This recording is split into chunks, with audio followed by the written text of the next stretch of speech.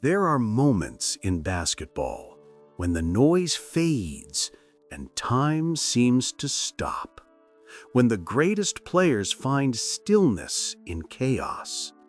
Tonight, we explore 4 stories of composure under pressure. 4 players who turned silence into legend. Some players are built for the final seconds, not because they seek attention, but because pressure reveals their truest nature. Damian Lillard learned this truth early, and he never forgot it. The Portland Trail Blazers selected Lillard with the 6th overall pick in the 2012 NBA Draft. He arrived in a small market, far from the spotlight that followed stars in Los Angeles or New York. But Lillard preferred it that way. He had something to prove, and he wanted to do it quietly, methodically, one possession at a time. From his first season, Lillard showed an unusual calm. While other rookies rushed their decisions or panicked under defensive pressure, he seemed to slow the game down in his mind. He would dribble with purpose, scan the floor with patient eyes, and strike when the moment revealed itself. Teammates noticed it immediately. Coaches trusted him with the ball when games hung in the balance. Opponents learned to fear the final minutes when number 0 controlled the tempo. By his 2nd season, Lillard had developed a reputation, not just as a scorer, but as someone who wanted the ball when everything mattered most.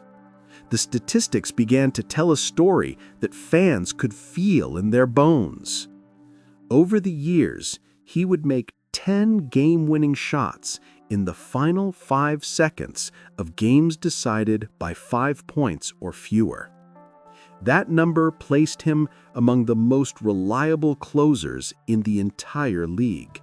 But numbers alone cannot capture the essence of what made Lillard special in clutch moments. It was the way he carried himself. No panic in his eyes, no rushed movements, just a deep breath, a patient dribble, and a shot released with the same mechanics whether the score was tied or his team led by 20. During one remarkable season, Lillard led the entire NBA in clutch time scoring. He averaged 5.5 points per game in those pressure-packed final minutes, shooting an astonishing 63.2% from the field. Most players see their efficiency collapse when the game tightens. Lillard's composure allowed him to thrive. The playoffs revealed even more. Across his career, Lillard attempted 31 crucial playoff shots in the clutch, converting them at a 43.5% rate. And from three-point range, where the degree of difficulty multiplies, he remained deadly. Since entering the league in 2012, Lillard made 132 three-pointers in clutch situations, more than any other player in that span. His first iconic moment arrived in April of 2014. The Trail Blazers faced the Houston Rockets in the first round of the playoffs. Houston had taken Game 5 at home to force a Game 6 back in Portland. The series stood at 3-2, Houston's favor. Portland needed a win to survive. The game swung back and forth like a pendulum. Neither team could establish control. With seconds remaining, the score was tied. Portland needed one more basket. The ball found Lillard's hands beyond the three-point arc. He took 2 dribbles to his left, rose up over the outstretched arm of Chandler Parsons and released. The ball arced through the air as the buzzer sounded. It splashed through the net. Portland won. The series was tied. Lillard had delivered exactly when his team needed him most. But that was only the beginning. 2 nights later, in Game 6, back in Houston, Lillard scored 32 points. Portland eliminated the Rockets and advanced to the second round. The Shot had announced Lillard's arrival as a clutch performer on the biggest stage. 5 years later, in April of 2019, Lillard etched an even more memorable moment into basketball history. Portland faced the Oklahoma City Thunder in another first-round series. Once again, the series went the distance. Once again, Lillard found himself in position to end it. Game 5 was in Portland. Thunder guard Russell Westbrook had talked confidently before the game, certain his team would force a Game 6. The game stayed close throughout, both teams trading baskets and defensive stops. Portland led by 2 points with under 20 seconds remaining. Oklahoma City called timeout to set up a final play. Paul George, Oklahoma City's best player, drove to the basket and scored. The game was tied with 18.6 seconds left. Portland called timeout. Everyone in the building knew who would take the final shot. Lillard brought the ball up slowly.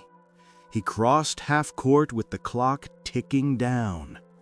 Instead of driving or calling for a screen, he kept dribbling, moving to his right, well beyond the three-point line. 37 feet from the basket, he stopped, rose up, and released. The shot was perfect. It barely moved the net as it fell through. Game over. Series over. Lillard waved goodbye to Westbrook and the Thunder as he walked back to the bench. Portland advanced. Oklahoma City went home. What made the shot remarkable was not just the distance or the moment. It was Lillard's complete composure. He never hesitated, never doubted. He saw the opportunity and took it with the same confidence he would have in an empty gym. That shot became only the second series-ending buzzer beater from beyond 30 feet in playoff history. The other belonged to Michael Jordan. Lillard had joined basketball royalty. His playoff brilliance continued in other forms too. In a double overtime thriller, Lillard made 12 three-pointers in a single playoff game, breaking the previous record. He finished with 55 points, carrying his team through 2 extra periods with shot after shot from distance, each one falling with the same smooth release. In 2024, after being traded to the Milwaukee Bucks, Lillard added another chapter. In a game against the Sacramento Kings, he hit a game-winning three-pointer from 30 feet away in overtime. The shot gave Milwaukee the victory and reminded everyone that changing jerseys had not changed his nature. Statistical analysts began studying Lillard's clutch performance more closely.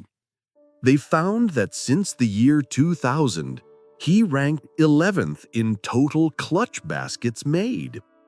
His field goal percentage in those situations, 43.5%, ranked 6th best among all players.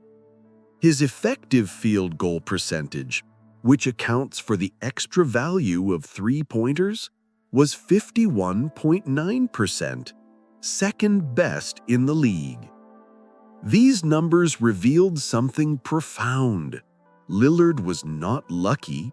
He was not simply a high-volume shooter who occasionally got hot.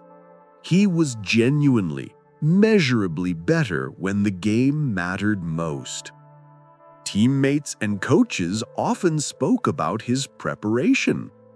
Lillard practiced game-winning shots daily. He would imagine the score, the time remaining, the defense. Then he would take the shot, over and over, until the motion became automatic. When the real moment arrived, his body simply repeated what it had done thousands of times before. Opponents tried everything to stop him. They doubled him early. They switched defenders. They denied him the ball. Lillard adjusted to each strategy with calm precision. If they took away the three, he would drive. If they collapsed on his drives, he would pass. And when they gave him any space at all in the final seconds, he would take the shot they feared most. Fans gave him a nickname that captured his essence: Dame Time. When the clock wound down and the game hung in the balance, time seemed to belong to him. He controlled its pace. He decided when to attack and when to wait. The pressure that crushed other players only seemed to sharpen his focus. What made Dame Time special was not just what he did, but how he did it. After hitting game winners, Lillard rarely celebrated wildly. He would watch the ball fall through the net, turn, and walk toward his bench with barely a change in expression. The job was done. That was enough. In interviews, he spoke about clutch moments with unusual clarity. He said pressure was a privilege, that most players never get the chance to take those shots, that he considered it an honor to be trusted with the ball when everything was at stake. This mindset separated him from others. Where some players felt burdened by expectations, Lillard felt grateful for the opportunity. The weight that others described felt to him like purpose. His legacy extends beyond the highlights and the buzzer beaters. Lillard showed an entire generation of players that composure is a skill that can be developed, that clutch performance is not magic, but the result of preparation meeting opportunity, that the most important quality in pressure moments is not physical talent, but mental calm. Young players studied his footwork, his shot selection, his breathing. They noticed how he never rushed, how he used the entire shot clock when necessary, how he trusted his teammates to set screens and create space, how he made the simple play when the defense took away the spectacular one. Portland fans will forever remember the decade he spent in their city, delivering moment after moment of brilliance. Milwaukee fans now watch him orchestrate victories in the same calm manner. Wherever Lillard plays, the final minutes belong to him. As his career continues, the clutch moments accumulate. Each one adds another line to a story that began in 2012, when a young guard from Oakland arrived in Portland. Each one reinforces the simple truth that some players are built differently for pressure. Damian Lillard does not seek the spotlight. But when the game demands a hero and time is running out, he answers the call with the same quiet confidence that has defined his entire career. The ball in his hands, the clock ticking down, the shot rising into the air, and then, so often, the peaceful sound of the net as history is made once more. Sometimes, greatness arrives quietly, without warning or fanfare. The basketball world expects stars to emerge in big markets, on historic franchises, through dramatic storylines. But Tyrese Haliburton wrote a different script. The Sacramento Kings selected Haliburton with the 12th pick in the 2020 NBA Draft. He arrived during a pandemic season, playing in empty arenas, building his game away from crowds and attention. Sacramento, a franchise that had not made the playoffs since 2006, saw potential in the young guard from Iowa State. Haliburton played a year and a half in Sacramento, showing flashes of brilliance. His passing vision impressed coaches. His shooting touch from distance looked smooth and reliable. But the Kings, in the middle of another rebuilding phase, made a decision. In February of 2022, they traded Haliburton to the Indiana Pacers. Indiana had different plans. They saw Haliburton not as a complementary piece, but as a foundation. The organization made clear that they intended to build their entire future around him. He would be their centerpiece, their leader, their closer. Haliburton embraced the responsibility. He developed his game methodically, improving each season. By his third year, he made his first All-Star team. His assists numbers climbed. His three-point percentage remained steady above 40%. But none of that fully prepared the basketball world for what happened in the spring of 2025. The Pacers entered the playoffs as a respectable but not dominant team. They had earned their spot, but few experts predicted a deep run. Haliburton had other ideas.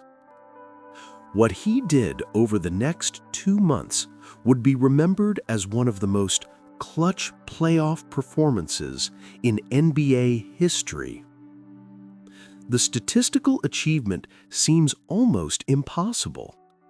In the 2025 playoffs, Haliburton made 4 game-winning or game-tying shots in the final 5 seconds of games. 4 such shots in a single postseason. To understand how rare this is, consider that no other player had made more than 4 such shots in nearly 30 years of playoff basketball. Analysts created a metric called clutch win probability added to measure how much a player's performance increased their team's chances of winning. Haliburton's clutch win probability added in that postseason reached 2.48 wins, the highest mark recorded in the entire NBA play-by-play era, which dates back to 1997. The previous record belonged to LeBron James. In 2 of his greatest playoff runs, 2013 and 2018, James reached 1.86 and 1.82 clutch wins added, respectively. Haliburton had surpassed even those legendary performances. The numbers told only part of the story. The moments themselves revealed something deeper, about Haliburton's character. The first defining shot came in Game 5 of the first round against the Milwaukee Bucks. The series was tied 2 games apiece. Milwaukee, with its star-studded roster, looked poised to take control. But Haliburton stayed calm, orchestrating Indiana's offense with patience and precision. In the final seconds, with the game on the line, he made the shot that clinched the series. Indiana advanced. Milwaukee went home. The second-round matchup against Cleveland provided the next chapter. Game 2 appeared lost. Indiana trailed by 20 points in the third quarter. The deficit grew to 7 with 48 seconds remaining. Most teams would have accepted defeat and focused on Game 3. Haliburton refused to concede. He scored quickly to cut the lead. Cleveland missed a shot. Haliburton scored again. With seconds left and Indiana still trailing, he found space, rose up, and hit the game winner. An improbable comeback complete. His teammates mobbed him at center court. That victory shifted momentum. Indiana took control of the series and advanced to face the New York Knicks in the Eastern Conference Finals. Game 1 at Madison Square Garden tested Haliburton again. New York surged to a 17-point lead midway through the fourth quarter. The raucous crowd sensed a blowout victory to open the series. But Haliburton methodically chipped away at the deficit. He made shots. He found open teammates. He controlled the pace. With time expiring in regulation, Indiana still trailed by 2 points. Haliburton caught the ball beyond the three-point arc. He rose up as the buzzer sounded. The shot fell through. The game went to overtime. New York's crowd fell silent. Indiana won that overtime period and took Game 1. The series shifted back to Indianapolis, where the Pacers continued their improbable run. They defeated the Knicks and advanced to the NBA Finals for the first time since 2000.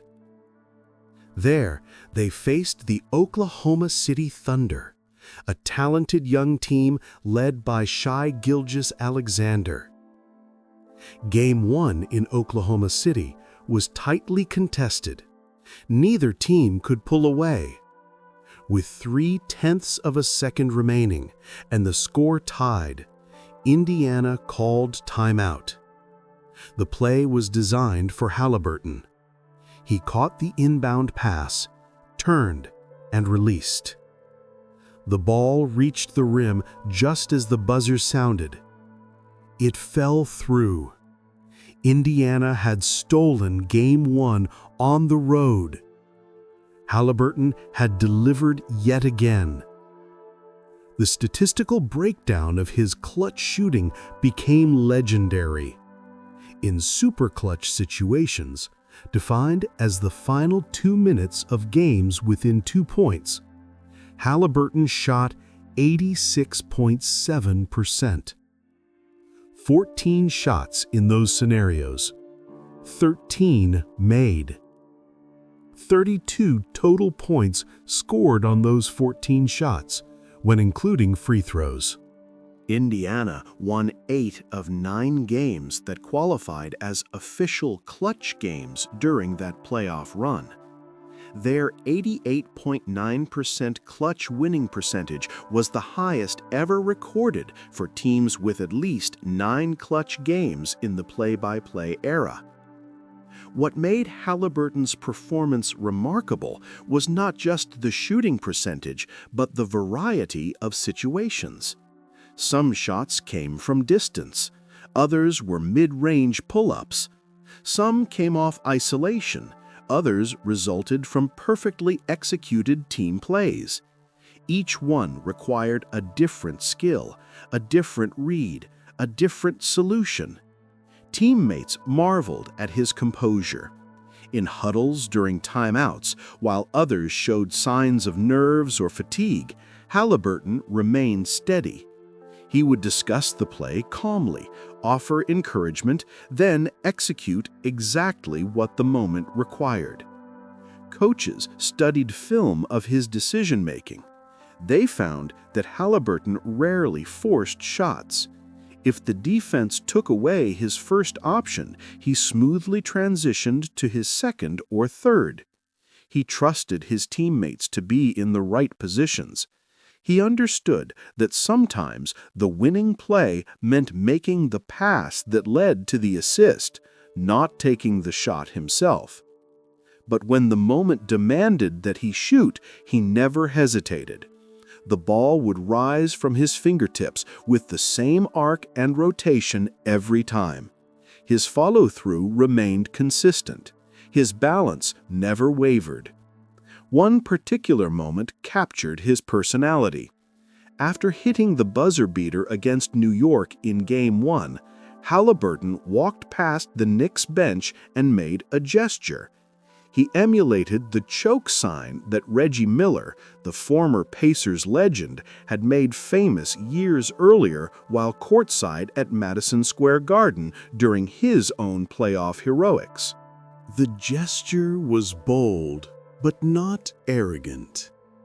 It connected past and present, honoring Indiana's basketball history while writing a new chapter.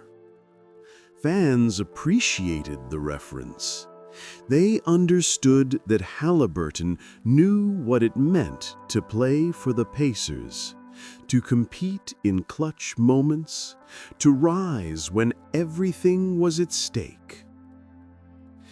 He averaged 18.5 points and 9.5 assists during that playoff run. Solid numbers, but not overwhelming. What separated him was his ability to raise his level precisely when his team needed it most. The same player who might score 12 points through 3 quarters would suddenly score 10 in the final 5 minutes of a close game. Sports psychologists studied Haliburton's mental approach. They noted his breathing patterns remained steady even in the most intense moments. His heart rate, measured during games, showed less variation between normal possessions and clutch possessions than most players. His body somehow maintained equilibrium even when the stakes were highest. Haliburton spoke about visualization. He said he spent time before games imagining different scenarios. Down 2 with 10 seconds left. Tied with 5 seconds left. Down 1 with the ball and no timeouts. He would mentally rehearse his response to each situation so that when it happened in reality, his mind and body already knew what to do. He also talked about failure, about all the times earlier in his career when he had missed clutch shots, when he had turned the ball over in crucial moments, when he had made the wrong decision. He said those failures taught him more than the successes. They showed him what did not work. They forced him to study, adjust, and improve. At 25 years old during that playoff run, Haliburton was still early in his career, but he had accomplished something that veterans with twice his experience had never achieved. He had dominated clutch time in the playoffs at a historic level. The finals ultimately did not end with a championship. Oklahoma City proved to be a formidable opponent, and the series went the distance. But Haliburton's performance had already secured his legacy. He had shown that clutch ability could be developed, that a player drafted 12th could become the most reliable closer in basketball, that composure mattered more than natural talent. Young players around the league began studying his game. They noticed his patience, his balance, his willingness to take the biggest shots without fear of failure. They saw that Haliburton never celebrated prematurely or showed up opponents unnecessarily. He simply made the play and moved on to the next moment. Indiana fans who had endured years of rebuilding finally had their star. Not someone who demanded attention or dominated highlight reels, but someone who delivered exactly what the team needed, exactly when they needed it. The 4 shots from that playoff run will be replayed forever, each one from a different angle, each one showing Haliburton rising up with the same calm expression, the same fluid motion, the same unwavering confidence. But beyond the highlights and the statistics, Haliburton represented something deeper. He proved that greatness does not always arrive with thunder and lightning. Sometimes it arrives quietly, patiently, building moment by moment until suddenly everyone realizes they are watching something historic. Tyrese Haliburton's 2025 playoff performance stands as a testament to the power of composure, to the value of preparation, to the importance of trusting yourself when no one else can help you. The ball in his hands, the clock winding down, the shot rising into the air, and then again and again, the peaceful sound of victory. Some moments in sports transcend the game itself.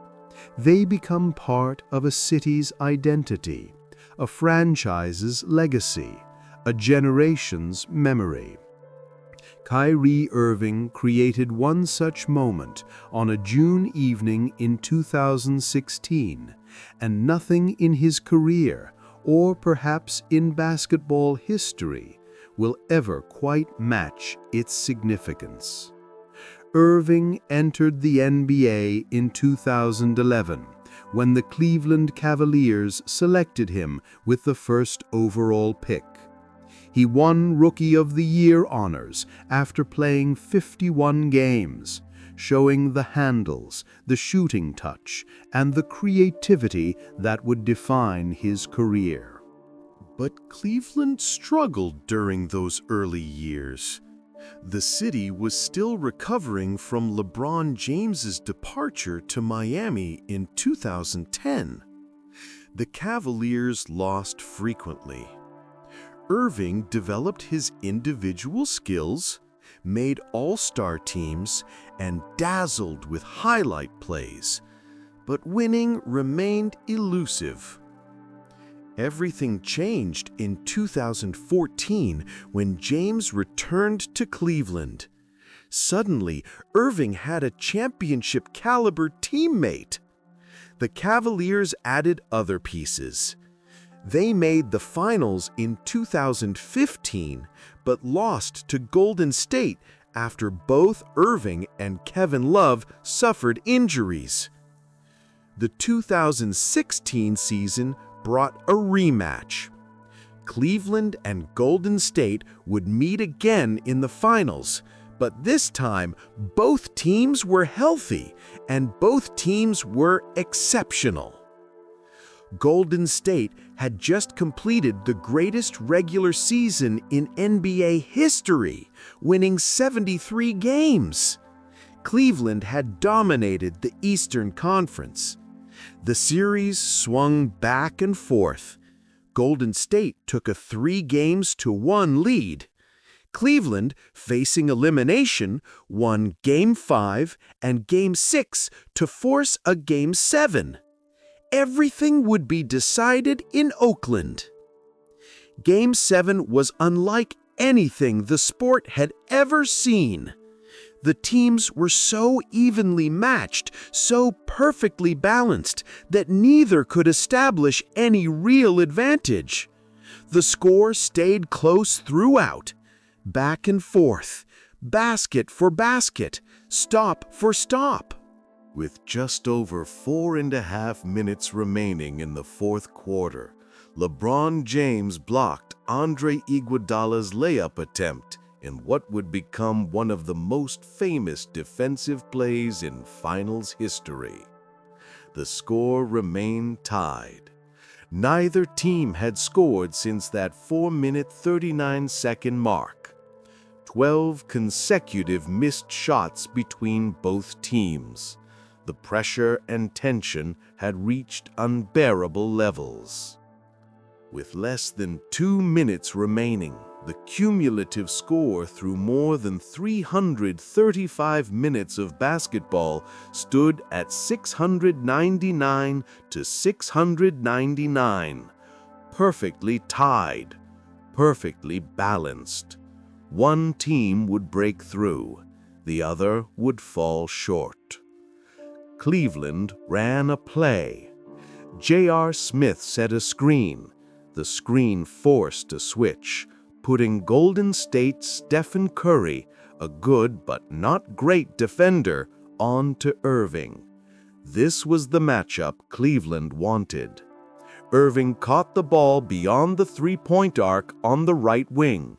He took one hard dribble to his left to create just enough space. Curry stayed in front of him but could not contest the shot. From 25 feet away, with 53 seconds remaining in Game 7 of the finals, with the score tied and the championship hanging in the balance, Irving rose up and released. The ball rotated perfectly through the air. It barely touched the rim as it fell through the net. Cleveland led by 3. Golden State would not score again. The Cavaliers were champions. The significance of that shot cannot be overstated. Cleveland had not won a major professional sports championship in 52 years. The Cavaliers franchise had never won a title. James, one of the greatest players in history, had returned home specifically to end that drought. And now, with one shot, Irving had delivered. The Wall Street Journal later analyzed every shot taken in finals history and concluded that Irving's three-pointer was the biggest shot in NBA history. Advanced statistical models showed that it increased Cleveland's championship probability by 32.1%, the largest single-shot swing the NBA had ever recorded. What made the moment even more remarkable was the context. Golden State had won 73 regular season games, breaking the previous record of 72 held by Michael Jordan's Chicago Bulls. They had the first unanimous MVP in Stephen Curry. They had been minutes away from a championship. Cleveland had been down 3-1 on the brink of elimination. Only one team in NBA history had ever come back from a 3-1 finals deficit. The Cavaliers became the second, And Irving, whose 2015 finals appearance had ended with a fractured knee in Game 1, had returned to beat Golden State with its own preferred weapon, the three-point shot. He did not drive to the basket. He did not try to draw a foul. He simply rose up from distance and made the shot that Golden State had made famous. Cavaliers general manager David Griffin later recalled watching the shot in real time. He said he remembered not breathing for a second. Time seemed to stop. The ball seemed to hang in the air forever. And then it fell through. An entire city erupted. Irving finished that game with 26 points on 17 shots. But the statistics mattered less than the moment. He had been given the ultimate test of clutch performance, and he had responded with perfection. The shot revealed something essential about Irving's personality. He possessed supreme confidence in his abilities.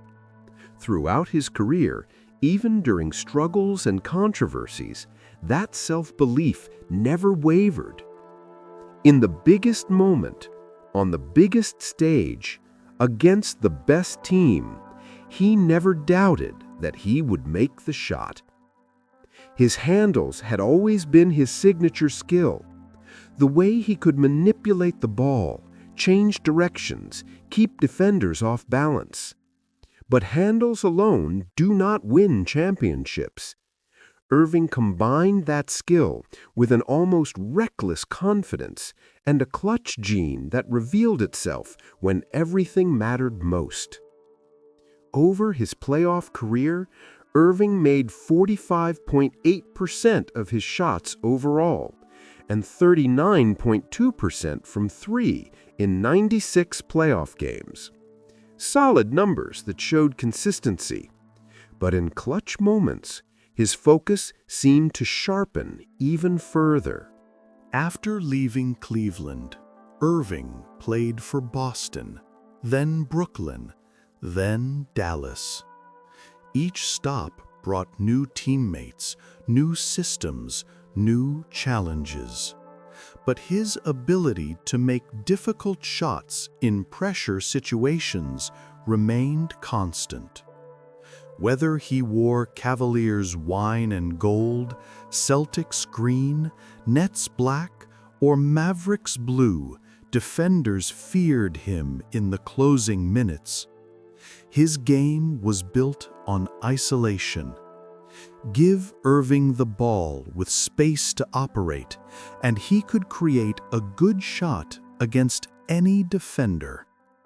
His crossover dribble was so quick that even the best perimeter defenders struggled to stay in front. His ability to finish around the rim with either hand made him dangerous on drives. And his three-point shooting, especially from the right wing, was deadly. But isolation basketball requires mental strength. When you have the ball and everyone in the arena knows you will shoot, the pressure multiplies.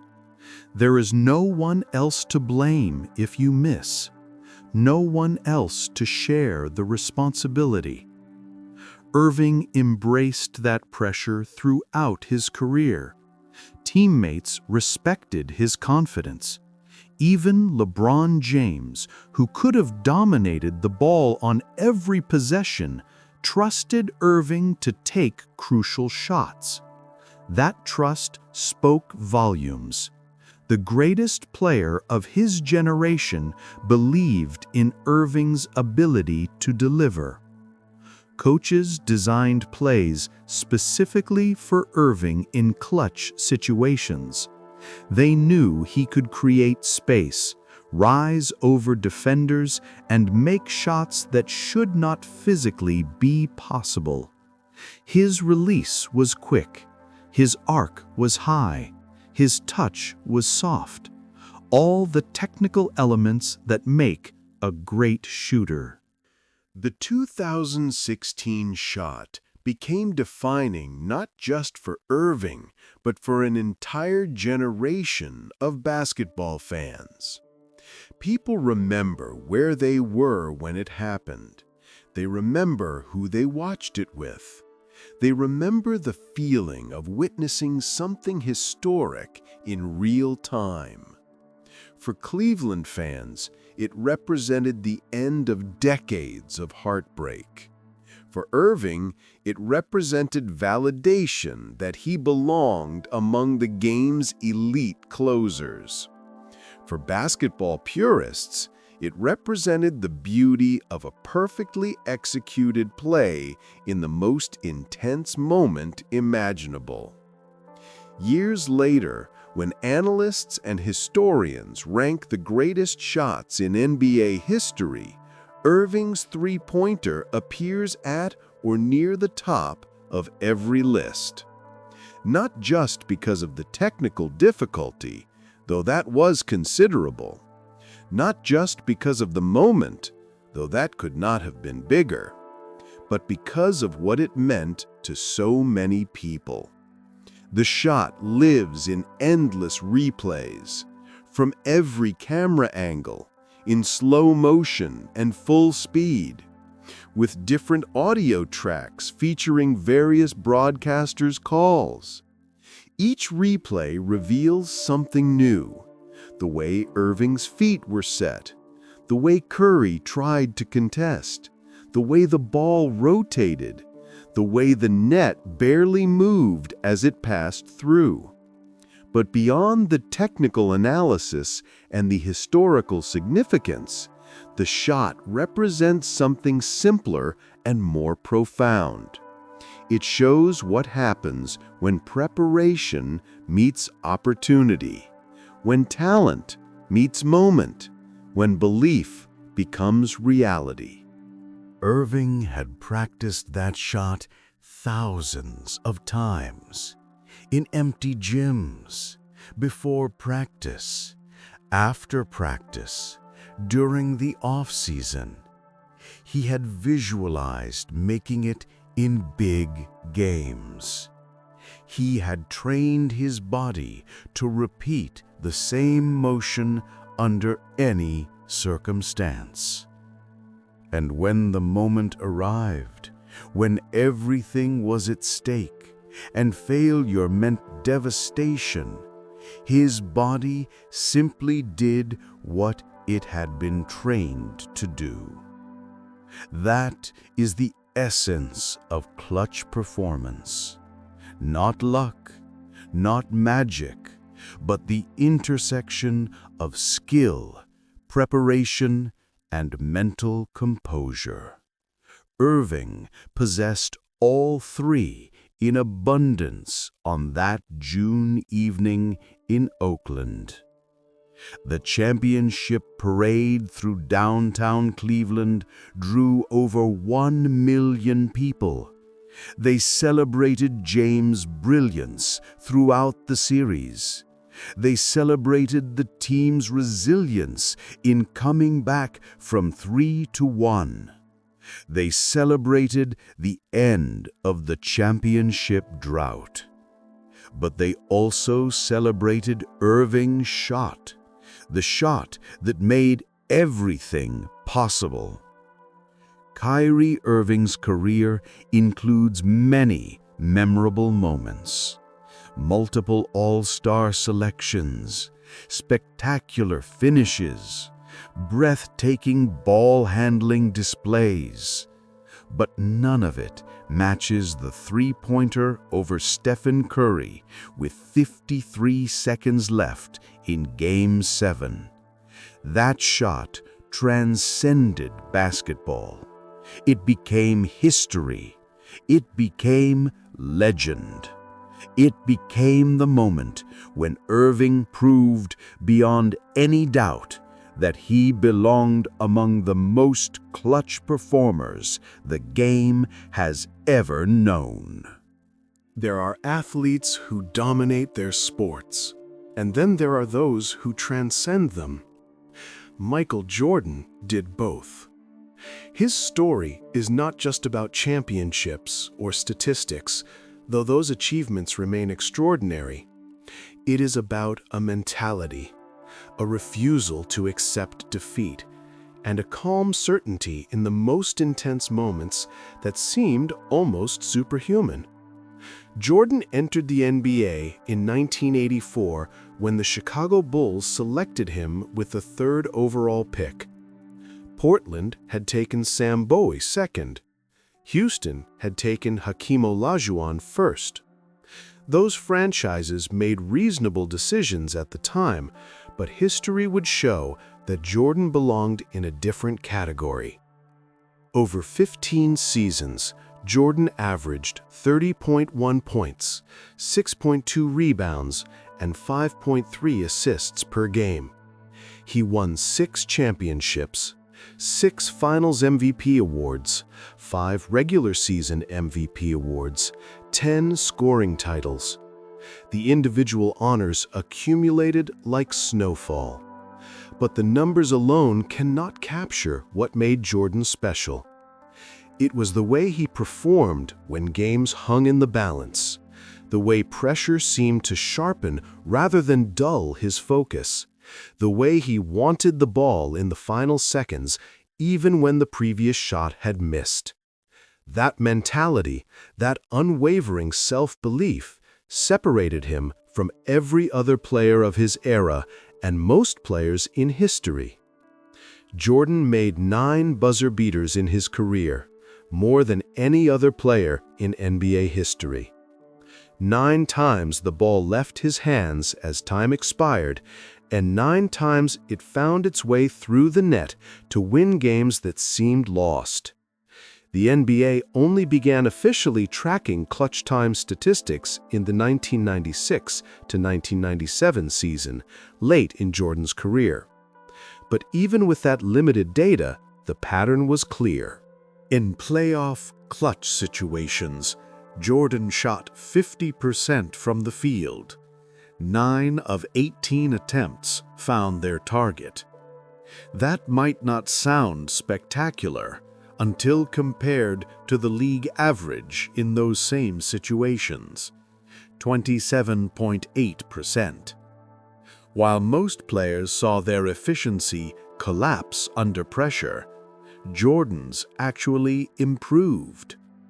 His first iconic playoff buzzer beater came on May 7, 1989, in Game 5 of the first round against the Cleveland Cavaliers. Cleveland had dominated the regular season with a record of 57 wins and 25 losses.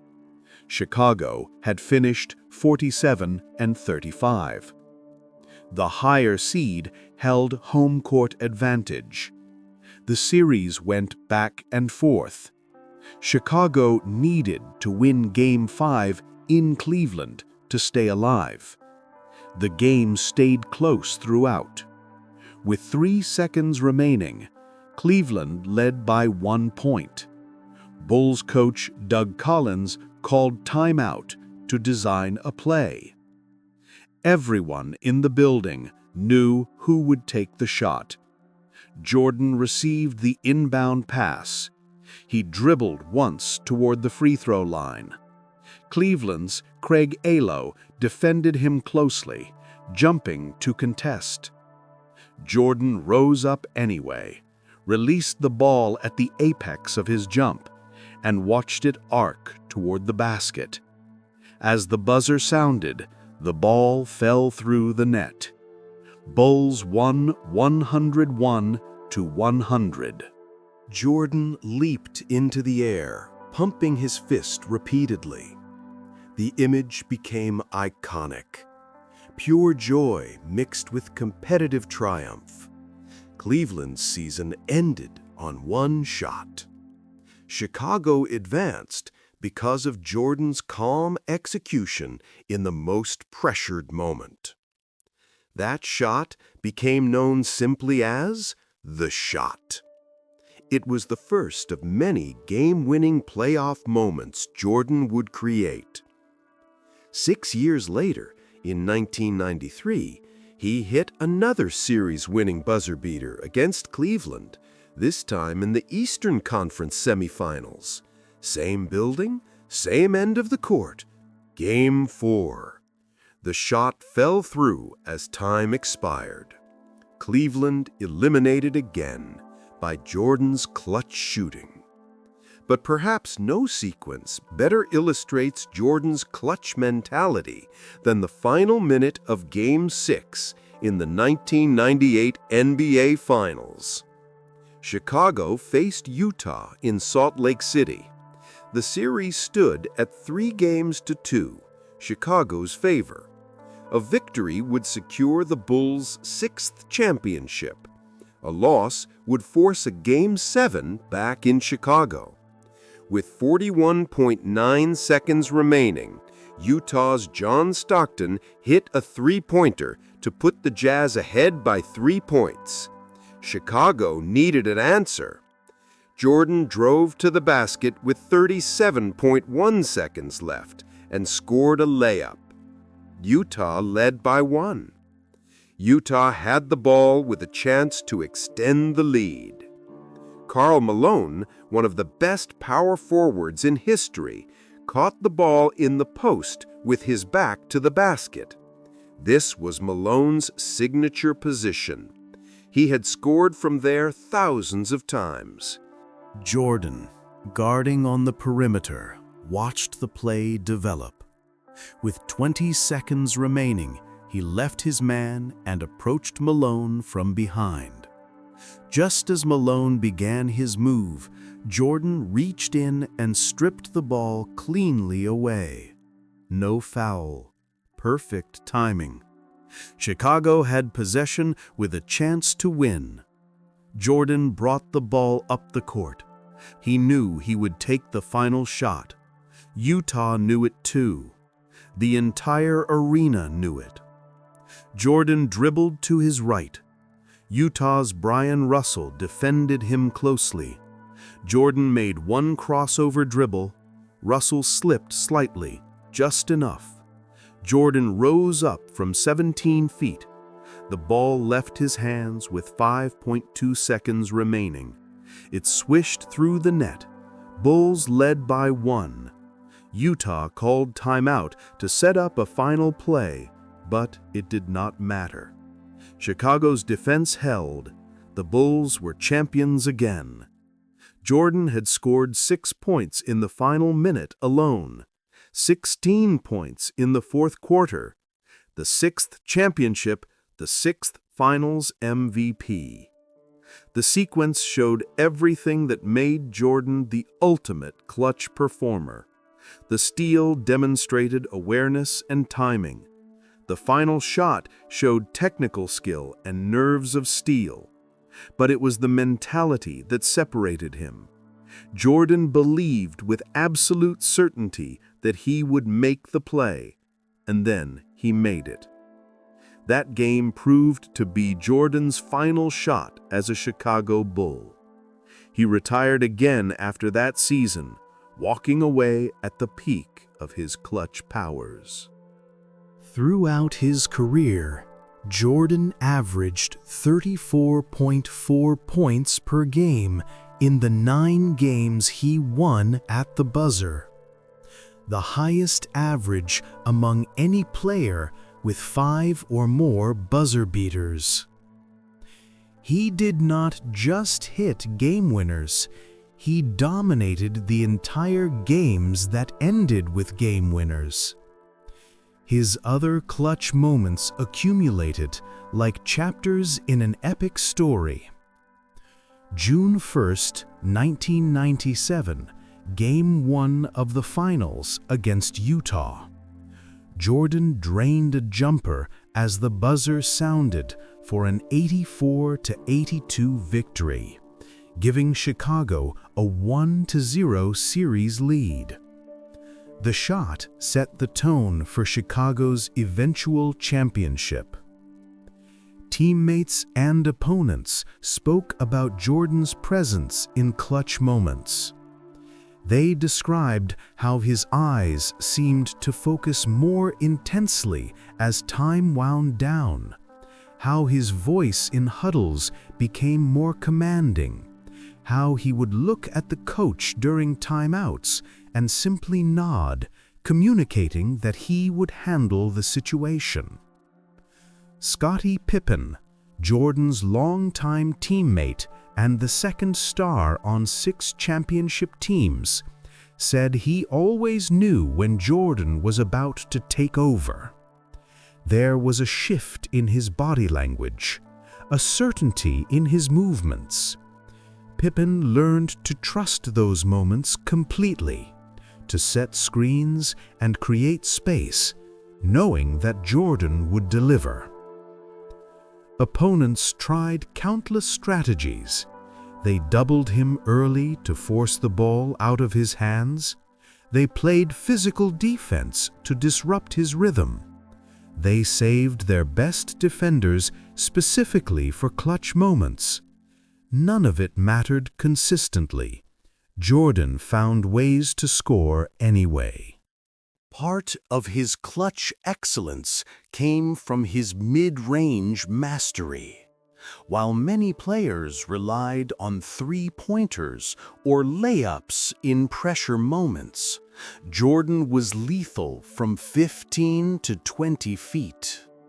That range was close enough to maintain a high percentage, but far enough that most defenders could not effectively contest without fouling. His turnaround fadeaway jumper became unstoppable. Defenders knew it was coming, but the combination of Jordan's elevation, his fade, and his release point made it nearly impossible to block. He could execute that shot moving left or right, baseline or middle, with defenders draped all over him.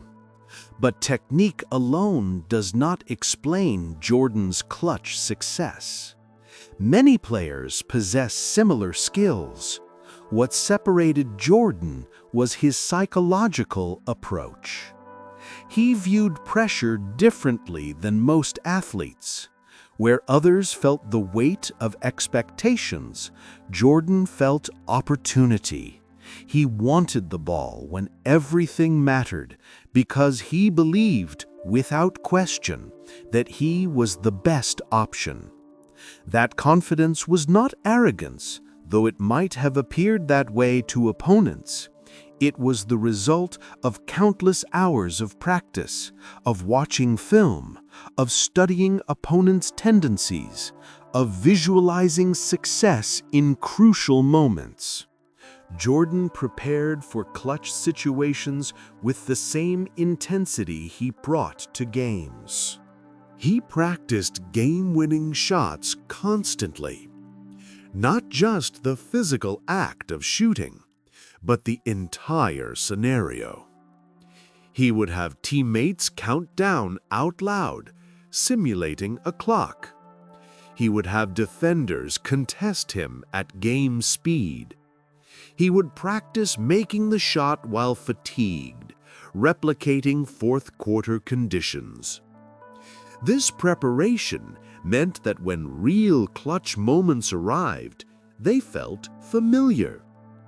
Jordan's body and mind had been through similar situations hundreds of times in practice. The actual game simply became another repetition. Coaches trusted him completely in those moments. Phil Jackson, who coached Jordan to all 6 championships, designed entire offensive systems with the understanding that fourth quarters belonged to Jordan. The triangle offense created spacing and movement, but everyone knew that when time was running out, the ball would find Jordan and he would create something magical. Jordan's clutch reputation, also affected opponents psychologically. Teams would play excellent defense for 46 minutes, maintaining leads, executing game plans. But in the final 2 minutes, knowing that Jordan would have the ball, doubt would creep in. That psychological edge proved as valuable as any technical skill. Young players around the league studied Jordan's clutch performances obsessively. They watched how he used screens, how he created space with subtle movements, how he maintained perfect balance even when defenders pushed and grabbed, how his follow-through remained consistent on every shot, regardless of the circumstances. Kobe Bryant, who would become one of the next generation's greatest clutch performers, modeled his game after Jordan's. He studied film constantly, learning Jordan's footwork, his shot selection, his mentality. Many others did the same, trying to capture the essence of what made Jordan special in pressure moments. But replicating Jordan proved impossible. Other players could copy his moves. They could practice his shots.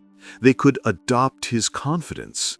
Yet something fundamental was missing. Perhaps it was the combination of physical gifts, technical mastery, and psychological strength that proved too rare to reproduce. Jordan's clutch excellence also extended beyond shooting. He made crucial steals, like the one against Malone. He hit key free throws. He made important passes when defenses collapsed. He played exceptional defense in closing minutes, understanding that preventing baskets mattered as much as making them. In closeout games, when his team had a chance to eliminate an opponent, Jordan was particularly ruthless. He understood that giving teams hope by losing those games could shift momentum. So he closed them out, quickly, efficiently, without mercy. His elimination game statistics are among the best in playoff history. The mental aspect of Jordan's clutch ability fascinated sports psychologists. They studied his breathing patterns, his self-talk, his visualization techniques. They found that Jordan possessed an unusual ability to compartmentalize pressure. He could separate the magnitude of the moment from the task at hand. Where many athletes became overwhelmed thinking about consequences, Jordan focused only on execution. Not on what a missed shot would mean, not on how fans would react, not on his legacy, just on the mechanics of making the shot he had made thousands of times before. This mental discipline can be taught, but rarely mastered. Jordan developed it through years of experience, through successes and failures, through constant refinement of his approach. By the time he reached his championship years, his mental game was as refined as his physical skills. His finals record of 6 wins and 0 losses remains unique among players with multiple championships. He never faced a Game 7 in the finals. His teams always finished the job in 6 games or fewer. That consistency under the ultimate pressure speaks to Jordan's ability to elevate his performance when the stakes reached their peak. The cultural impact of Jordan's clutch performances extended far beyond basketball. He became synonymous with performing under pressure. Business leaders referenced him in speeches about handling critical moments. Coaches in other sports used his mentality as a teaching tool. Jordan represented an ideal that transcended athletics. Young fans growing up in the 80s and 90s all played the same game in their driveways. They would count down from 5, dribble, and shoot, pretending to be Jordan hitting the game winner. That simple act of imagination spread his influence across generations. He became the template for how clutch performers should look, act, and succeed. His sneaker line capitalized on this reputation. Marketing campaigns featured Jordan in clutch moments, reinforcing the connection between his brand and performing under pressure. The phrase, "be like Mike," encouraged people to embrace challenges with Jordan's fearless mentality. Critics sometimes point out that Jordan had help, that Pippen was an all-time great defender and secondary scorer, that Dennis Rodman provided rebounding and toughness, that the Bulls had excellent role players. All true, but none of those teammates hit the shots in the final seconds. None of them stripped Malone. None of them waved goodbye to opponents after buzzer beaters. Jordan possessed the specific skill set required for clutch performance: the handle to create space, the elevation to shoot over defenders, the touch to make difficult shots, the confidence to want the ball, the mental strength to block out pressure. All of these elements had to exist simultaneously, and in Jordan they did. His career ended with one final clutch moment on that night in Salt Lake City. The steal, the shot, the celebration. A perfect ending to a perfect clutch career. Jordan walked away knowing he had done it again, proven himself one more time, delivered when everything mattered most. The legacy he left influenced every player who followed. When young guards work on their mid-range game, they are following Jordan's blueprint. When players practice game winners, they are honoring his approach. When anyone speaks about clutch performance, Jordan remains the standard against which all others are measured. Statistics from the modern era show other great clutch performers: LeBron James, Kobe Bryant, Damian Lillard, Stephen Curry. All have made incredible shots in enormous moments, but the conversation always returns to Jordan, not just because of what he accomplished, but how he accomplished it. The calm expression, the automatic follow-through, the certainty that the shot would fall before it even left his hands. Michael Jordan's clutch performances represent more than basketball excellence. They represent the ultimate expression of preparation meeting opportunity, of talent refined through endless practice, of confidence earned through repeated success, of a mentality that viewed pressure not as burden, but as privilege. When the game slowed down for Jordan, when everyone else felt the weight of the moment, he felt only clarity. The baskets seemed bigger. The shot seemed easier. Everything that was difficult for others became simple for him. That is the mark of true greatness. Not making things look hard, but making impossible things look routine. His 9 buzzer beaters, his 6 championships, his perfect finals record, his 50% shooting in clutch playoff situations. All the numbers tell the same story.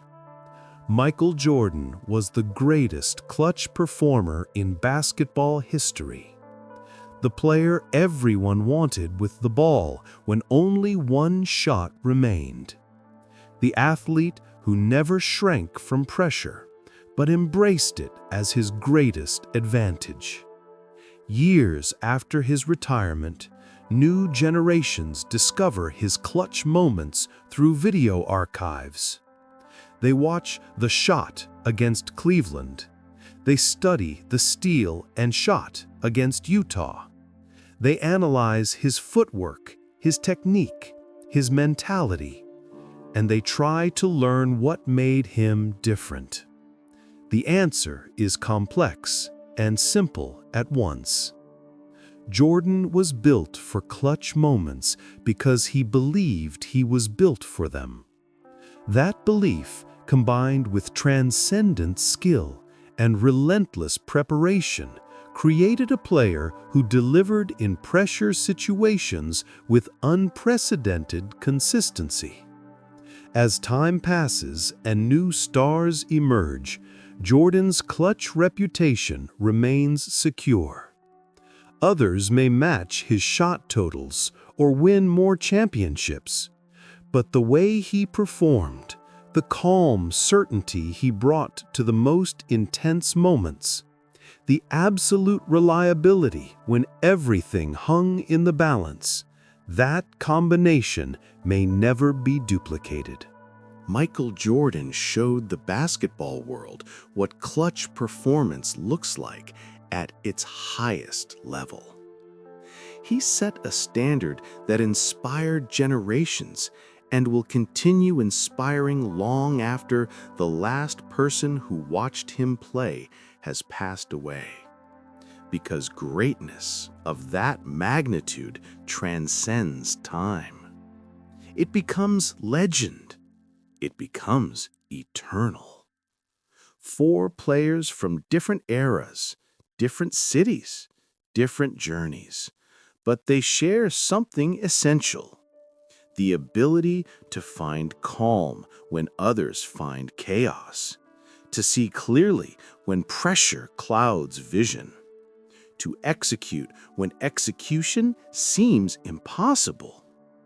Damian Lillard waving goodbye from 37 feet. Tyrese Haliburton rising up 13 times and falling through the net 13 times.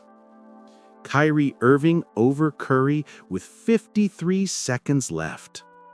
Michael Jordan's fadeaway as the clock expires. These moments connect across decades. They remind us that greatness lives in the spaces between heartbeats. In the seconds when time seems to stop, when the outcome hangs in perfect balance, when one person must step forward and deliver. The shots fall through the net, the crowds erupt, the replays run forever. But before all that noise comes the quiet moment, the deep breath, the calm certainty, the peaceful knowledge that this is what they were built for. Sleep well tonight, knowing that when the game demands heroes, they answer. When pressure seeks to crush, they thrive. When history waits to be written, they hold the pen. The greatest clutch performers do not fear the moment. They become it. And in becoming it, they give us stories that last forever.